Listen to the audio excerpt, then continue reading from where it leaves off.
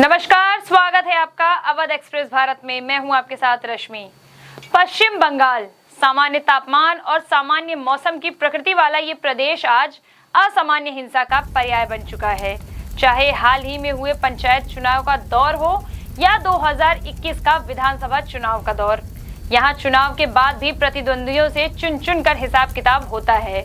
विधानसभा चुनाव के बाद सिलसिलेवार तरीके से हुई हिंसक घटनाएं इसे बयां करने के लिए काफी हैं और आज जो घटनाएं घटित हो रही हैं वो आपके सामने हैं। खराब कानून व्यवस्था का माहौल हूँ, हाँ मैं बंगाल हूँ, हाँ मैं बंगाल हूँ। हर चुनाव में उठता बवाल हूँ, हाँ मैं बंगाल हूँ, हाँ मैं बंगाल हूँ। टैगोर की शांति धरा थी पर अब खून से लाल हूँ, हाँ मैं बंगाल हूँ, हाँ मैं बंगाल हूँ। इस चुनाव के दौरान भी बंगाल की जमीन पर खूब बम गोले चले और अब भी जगह जगह से ऐसी खबरें आ रही हैं। इस हिंसा में करीब 20 से अधिक लोगों की जान चली गई। बंगाल के चुनाव में यह प्रचलन कोई आज से नहीं है, इसका इतिहास कम्युनिस्ट सरकार के दौर से है। वैसे तो पूरे देश में हिंसा और गुंडई के लिए पहचाना जाने वाला उत्तर प्रदेश भी काफी ख्यात बटोर चुका है, लेकिन अब बहुत बदल चुका है। यहाँ पिछले कई सालों से चुनाव के दौरान व्यक्तिगत दुश्मनी को छोड़कर चुनाव में कोई भी दुर्घटना नहीं घटी, जो कि पश्चिम बंगाल, केरल सहित कई राज्यों के लिए एक अच्छा उदाहरण है। वहीं देश के सबसे अधिक और बंगाल की आबादी से दोगुने आबादी वाले राज्य यूपी में लोकसभा चुनाव 2019 से लेकर हाल ही में हुए निकाय चुनाव तक में भी कोई हिंसक घटना नहीं हुई। नगर निकाय का पूरा चुनाव 2 चरणों में ही अमन चैन से हो गया। वैसे बंगाल यूपी से छोटा राज्य है, यहाँ लोकसभा की 42 और विधानसभा की 295 सीटें हैं। वहीं उत्तर प्रदेश में लोकसभा की 80 सीटें और विधानसभा की 403 सीटें हैं। इसका परिसीमन सभी राज्यों में जनसंख्या के आधार पर समान तरीके से किया जाता है, इसलिए यह क्षेत्र की आबादी को समझाने के लिए एक अच्छा गणित है। बात यूपी के पंचायती चुनाव की करें तो यहाँ कोरोना के समय में चुनाव हुआ और उसी के कुछ दिन बाद कोरोना में ही 2022 के विधानसभा चुनाव भी हुए। वहाँ हाल ही में 2023 में नगर निकाय का चुनाव हुआ।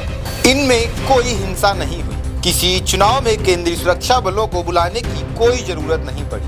शांतिपूर्ण तरीके से चुनाव निपट गया। इस दौरान यहाँ तो प्रदेश की सुरक्षा व्यवस्था प्रदेश की पुलिस के पास ही थी, जबकि पश्चिम बंगाल में तो हाईकोर्ट की सख्त नाराजगी और आदेश के बाद भी सुरक्षा के लिए केंद्रीय अर्धसैनिक बलों की तैनाती की गई थी। इसके बाद भी कानून व्यवस्था नहीं संभल पाई और यहाँ हुई हिंसा में एक दिन में करीब 20 से अधिक लोगों की जानें चली गईं। चुनाव प्रक्रिया शुरू होने के बाद से तो लगभग 40 से अधिक लोगों की जान चली गई। वहीं यूपी में मुख्यमंत्री योगी आदित्यनाथ के नेतृत्व में 2019 लोकसभा चुनाव के बाद से अब तक हुए सभी चुनाव बिना किसी बूथ कैप्चरिंग के, बिना किसी हिंसा और बिना किसी गोलीबारी के ही हो गए। वैसे तो घनी आबादी के हिसाब से यूपी में चुनाव कराना ज्यादा चुनौती मोल लेना था। राज्य निर्वाचन आयोग के आंकड़ों के मुताबिक 2021 में हुए पंचायत चुनाव में 75 जिलों में 2 लाख से अधिक मतदान केंद्र बनाए गए थे। इस दौरान यूपी में 12 करोड़ से अधिक मतदाता थे। वहीं पश्चिम बंगाल में 61,636 मतदान केंद्रों पर जिला परिषद की 928, पंचायत समिति की 9,730 और ग्राम पंचायत की 63,229 सीटों के लिए चुनाव हुए हैं, जो बताने के लिए काफी है। देश में एक समय अपने हिंसा और गुंडागर्दी के लिए जाने वाले यूपी में एक भी सीट पर हिंसा की मामूली घटना नहीं हुई। इतना ही नहीं, यूपी में कुंभ, राम मंदिर निर्माण के फैसले और अनेक पर्व त्योहार पर भी कहीं पर भी हिंसा और तनाव या दंगा नहीं हुआ। यहाँ के बदले हुए कानून व्यवस्था की तारीफ कई बार प्रधानमंत्री मोदी से लेकर कई बड़ी बड़ी हस्तियों ने भी की है।